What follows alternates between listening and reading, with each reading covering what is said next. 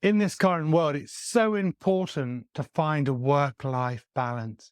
Here are some of the things I've learned over the last few years when I've had major challenges from a health perspective with my daughter, who was extremely unwell, had surgery at Great Ormond Street, and how I overcame and found balances with mental health and dealing with those challenges, which are very, very personal. And some of you have overcome far greater things than what I've been through. But hopefully some of these tips will help you in that challenging moment. So it's so important to set clear boundaries to find that perfect work-life balance. When you're entrepreneurial like I am and have been, there is none. There are absolutely none. Don't let anyone tell you otherwise. You are working 20 hours a day, sleeping in the office, 18-hour days, 24/7. When you start and you have nothing, a work-life balance does not exist. And if you want to achieve your goals, whatever they may be, there will be lots of sacrifices, whether it's family time, friends, etc. If you read and listen to people like Kobe Bryant and others, they were all in. And when I mean all in, you are all in. So if you're a super duper professional working in corporate world, then trying to find that work-life balance is so important, and setting boundaries and clear boundaries is a good start. One of the great things is to try and avoid bringing corporate business related matters into personal time. So set your phone so that all emails switch off at a certain time, because you do need to rest and recuperate and allow your brain to recover. Prioritizing your tasks. Focus on urgent and important tasks first. Some people will say, eat the frog, and that means do the biggest, largest challenge you face first and overcome that to set up your day. And little things later are less challenging than the big, important eat that frog. Try and avoid multitasking to boost your productivity. Turn all distractions off.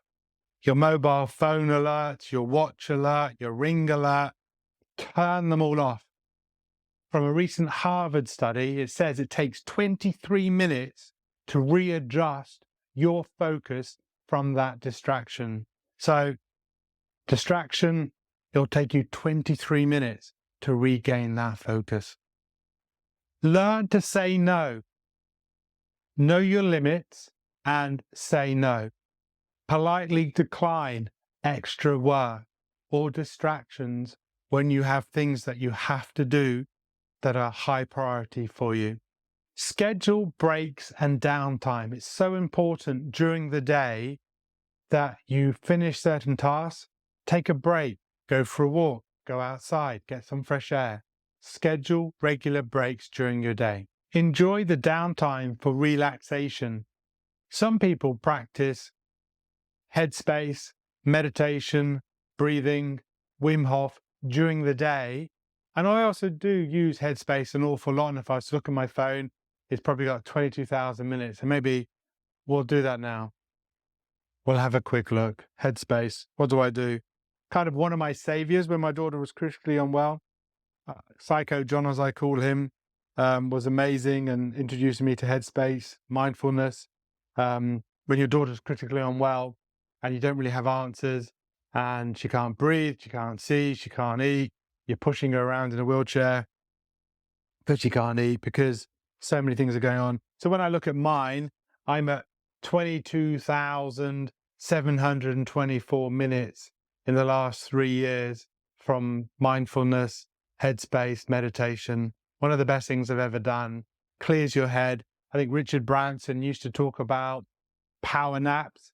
And again, if you go and rest with a challenge, have a sleep, or if you sleep on it overnight, you do come up with different answers and you can then reprogram your mind and crack on thereafter. Practice time management. Maximize productivity during work hours. This will leave more time for you. Make sure you create a designated workspace for when you're working at home so you can separate your work to your home life. It's so important to have that special area just for work. Stay organized. have a to-do list, a task list, get everything written down that you need to get done and prioritize those tasks, but be organized and structured. This will allow you to reduce the amount of stress you suffer and also a feeling of accomplishment when you get some of these key tasks over the line. Limit your screen time. Turn your mobile off. I have so many staff that are like this. My daughters are like this. You go out for dinner these days, everyone's there. No one talks. They're all there. 5 of them all sat round. And it's like they're either talking on their phone or they've got screen time. Limit your screen time. If you want to get great sleep, make sure you turn off your phone, probably 8, 9, 10, whatever time you go to bed. Turn it off. Avoid and reduce that screen time before you sleep and get good sleep. When you combine those things, it's also super important to get regular exercise. This creates great natural dopamine in your body, in your system, which kind of gives you that feel-good factor. You don't have to resort to alcohol and other bad habits. Exercise, lots of water, good healthy food, so important. Foster supportive relationships. Having great friends and family is so important to how you feel as an individual. Family and friends, laughter, having a nice time, so important away from the workplace. Practice mindfulness. I've already covered that a little bit. Meditation, deep breathing, exercises really make a big difference. Avoid overworking. Know your limits. For me personally, I tend to be an early riser. I exercise, I have my routine, and I get most of my best work done normally in the morning. Rest, swim, lunchtime, family, food, business lunch. Sometimes I have a power nap, depends on where I'm at.